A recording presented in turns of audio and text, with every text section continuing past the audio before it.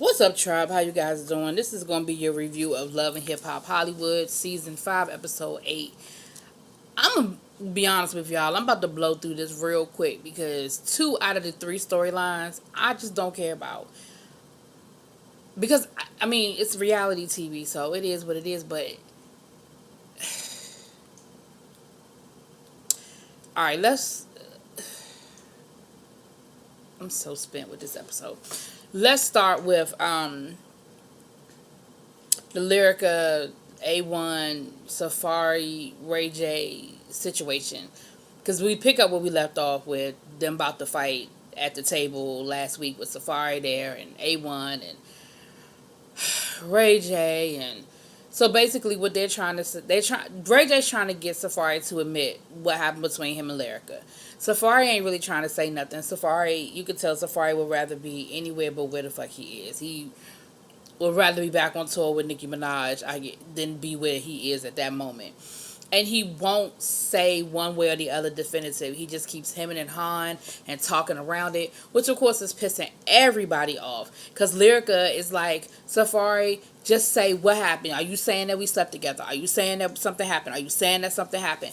And Safari just wouldn't say anything. So Ray J was like, look, this is what he told me. I asked him if he smashed, and he told me he smashed. And Safari was like, I never said I smashed. And he never said it. He agreed with Ray J, but he never verbally out his mouth said he smashed. Then Ray J was like, well, didn't you tell me you sent the dick pic? And you could see Lyrica's face was like, oh, shit. And Safari was like, Ray, man, like, I don't believe you. Like, why you put me out there like this? So he's really pissed off. So you saw the scene where A1 jumps across the table and tries to get to him, and finally Safari leaves, and Ray J walks Safari out, and he's, and Safari like, yo, man, for you to be like a married man, like, you really getting me caught up. Like, what is your issue? Why are you pressing this? And Ray J was like, look, I just think so that we can all get back, the fam be cool. Everything just need to be put on the table, and if like you saying you smashed the homie, like, you need to be honest so we can deal with it and move forward, rather than rather than us, like, everybody tiptoeing around it. Like, we need to just face it. And Safari is like, Ray, like, I don't know, like, you done got me in the middle of some shit. Mind you, he's still not saying anything. Like, he's saying a bunch of nothing. So then we got Lyrica outside. Brooke messy ass gonna come up to Lyrica talking about some girls who, look, just tell me the truth. It's just me and you. Did you do it? And Lyrica was like, Brooke, for real, like, you don't, like, either you believe me or you don't. But if you don't believe me, leave me alone. Brooke was like, I just asked the question. Like, I'm just saying. Just, did you do it? And so Lyrica walks away from Brooke because she like, look, I'm about to knock her damn face, and I'm about to knock her ass out. Which I don't blame you, Lyrica. Brooke being messy. So A1 was like, he mad at Ray J. And Marcus is like, yo, you mad at the wrong person. Like, why you mad at Ray J? Ray J is just trying to get the whole situation out in the open. Why you mad at him? But A1 just felt like that wasn't the time or the place. He was like, later on in the episode, he says, look, I understand what he was trying to do, but the reality is this just is not the time or the place to do that. That wasn't the time or the place to do it. So there's that. So Lyrica goes back in. She talks to A1. She like, look, do you believe me? Do you need me to take a lie detector test? Like, what's up? A1 was like, nah, I'm just mad right now, but I believe you. And Lyrica was like, it's just me and you against the world. It's just me and you against the world. And then later on, there's a scene later on where basically that's what they talk about. Me and you against the world. And that's when A1 says, yeah, I'm done with all of this. Everybody against us, but I need to talk to my friend, talk to Ray J, because I need to let him know that what he did wasn't cool, like, because I'm really beefing with him right now. Alright, so we'll come back to that. So then we have okay, so the other 2 episodes that the other storyline I don't really give a fuck about, because I just don't know what's up with it. Is the whole Tia Marie sex tape thing. Now, we know that the sex tape hit the internet, and she smashed up his car, and she said that she wasn't that she didn't release the tape. He's saying she did. First, he said his phone was stolen, and she does have text messages where he texts her saying his phone was stolen. The phone with the sex videos on it was stolen. Then all of a sudden, the next day, the videos are released. So, but the question is, he's saying she did it herself. It's so y'all know she went out and got the lawyer. She got Bloomberg, and she had her little press conference. But Paris and Nikki, the piece is that Paris and Nikki are now act like they backing off. Nikki was like, I ain't got nothing to do with none of this. Nikki ass is nowhere to be found, and I found that to be kind of fucked up. Like, storyline or no storyline, like, you was visiting her in rehab, but now you not. You backing off now. You don't have time for this. And she was like, I've had issues with sex tapes, my own sex tapes in the past, and I just don't want to revisit it. It ain't about you. If this storyline is true, if this really happened like the way, Tierra Marie is saying it happened, your friend has just had a sex tape released on the internet of her with her ex-boyfriend, regardless of whether she still has feelings for this man or not. So what I feel like is that they don't believe her, because I just don't understand why both of them are kind of like backing off now. Now Paris at least had the decency to tell her to her face that she was backing up out of it. Nikki baby just MIA. I just don't know how I feel about that whole storyline. I can't really invest a lot of time in it, because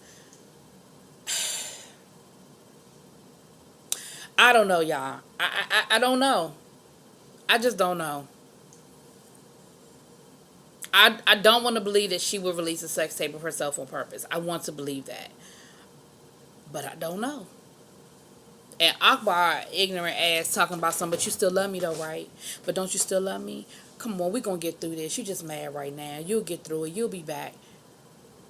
This motherfucker crazy. Like, everything aside, he's crazy. Something ain't right with him.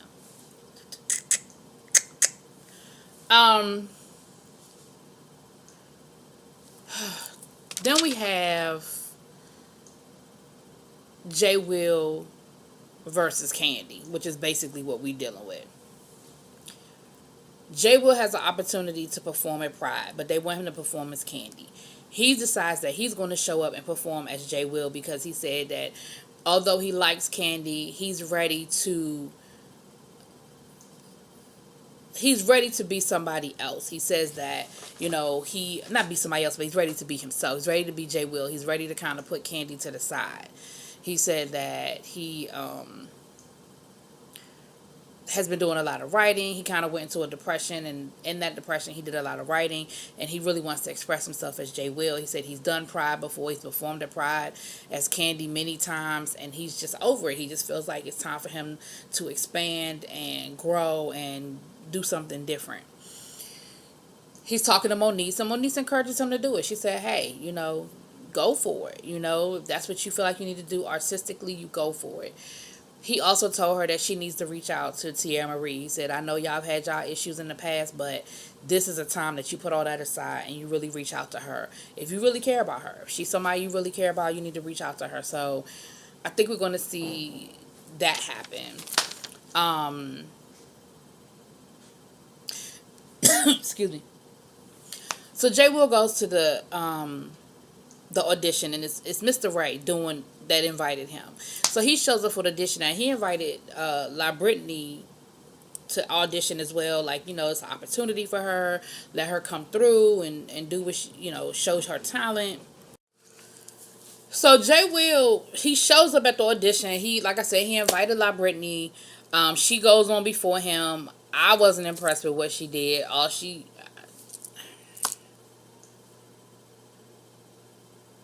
I wasn't impressed. They seem to be impressed. They seem to like what they saw. Say she had good energy and all that good shit. J. Will comes out there and he starts doing like, I understand you don't want to be Candy, but you ain't have to turn into Public Enemy either. But he was doing like this real angry man rant about being on the plantation and working hard, but still coming back to the plantation. And Mr. Ray was like, okay, I don't know about this angry man thing he got going on, but we auditioning for Pride. We want to be happy and fun. And so when he got done performing, Mr. Ray was like, I know I specifically asked for Candy. So he was like, okay, that was cute, but where's Candy? And it was like Jay Will instantly got an attitude. You have to understand that it's going to take people time for this. Like, you're ready to let Kandi go, but if that's your bread and butter, if that's what people know you as, it's, yes, it's okay to want to grow, but you got to understand that other people, man, it's going to take them time. And if they specifically ask for Kandi, you were wrong for showing up not being Kandi and not telling them anything until you got there. So when they question it, you can't get no attitude. But that's exactly what he did. He like went into straight attitude mode, and he started snapping back at the judges. And like the one dude talking about some, he was like, well, like the he's like, well, we were kind of looking for some different kind of energy, like the artists that went before you. And it's like, don't compare me to other people. Like, I don't even know you. Like, how many followers do you have? And the dude was like, okay, well, I'm about making my money. He was like, and I've gone to a lot of Pride events, and I don't remember seeing you. He was like, Kandi's done a lot of Pride events, and if they want to see Kandi, they don't have to wait for Pride to see Kandi, but I want to do Jay Will. And he talking about something. So in his confessional, he talking about something. I just think it's real contradictory for them to be like, this is Pride about being yourself, being who you are, but they don't want me to be who I am. That's not necessarily what, like, I don't feel like that's what it is. I feel like they booked a certain talent that they thought that's what they were going to get, and that's not who you showed up as. So you cannot be angry. That's like RuPaul. They're booking, the early days, they call RuPaul Charles, and they say, we want RuPaul, the female RuPaul, to show up, and he shows up as RuPaul Charles in one of his little fabulous suits and his head shaven and a mustache, talk about, I'm here. You can't be mad at the talent agent for saying that's not who we wanted. Go get your wig. You understand what I'm saying? So I understand that you are getting stagnant with her, but you got to understand that that's what you created, and it's going to take people time. And you were wrong for showing up not being who they asked you to be, and then got nasty. And like I said, you snapping back at the judges talking about how many followers do you have, and don't compare me to other people. Like, he was really nasty. Like, even if they were thinking about booking you after the way you acted, I wouldn't book your ass. Like, I really wouldn't. And it ain't about Kandi versus Jay Will. It's about you, your attitude versus yourself. That, you was out of pocket, dude. So then we have Brooke, so damn funny and messy at the same time. Brooke at the pool party with Tucci, and that his name, Lil Tucci, La Tucci, whatever, I don't know. And Marcus. And Brooke is being messy, talking about the whole situation with Lyrica. And Marcus is like, stop it. Stop. Stay out of it. Brooke was like, what? All I said was that Safaree was there and she pregnant, and Safaree might be the daddy, and we don't know who the father is. Like, he was like, will you stay out of that? Like, we don't have nothing to do with that. Will you stop? Like, it's so funny to see the two of them because they're hilarious. And Brooke is crazy as shit, and Marcus is so here for the crazy. But he be sounding like her daddy, and she is so funny because she's so act like she being innocent but shady all at the same time.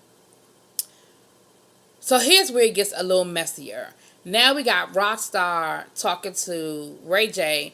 Rockstar insinuating that some things went down between him and Lyrica. And he even has text messages. He got a phone full of text messages between him and Lyrica. And like one of the ones they talked about was how she left her ring at his house, talking about some don't let A1 know. And so it sounds sketchy, and we know how Lyrica showed up at the studio session with the leather pants and the boots to her to her thighs, and it's not a good look, Lyrica. I'm not saying you doing anything. I'm just saying this shit ain't a good look. So Tucci was like, look, we need to bring all the bros together. He's telling Marcus, let's bring everybody together. Let's put everything on the table. Let's clear the air. Because at the end of the day, we still brothers. And I don't think Ray J was trying to be messy. I think Ray J was really trying to help and clear the air. So they have like a little bros card night. They supposed to be playing poker. And of course, A1 show up and he got an attitude towards Ray J, and he's telling Ray J, that he's telling Ray J that he felt like he was out of pocket for what he did, that that just wasn't the time or the place. And Ray J is just like, but what did I do wrong? Like, explain to me what did I do?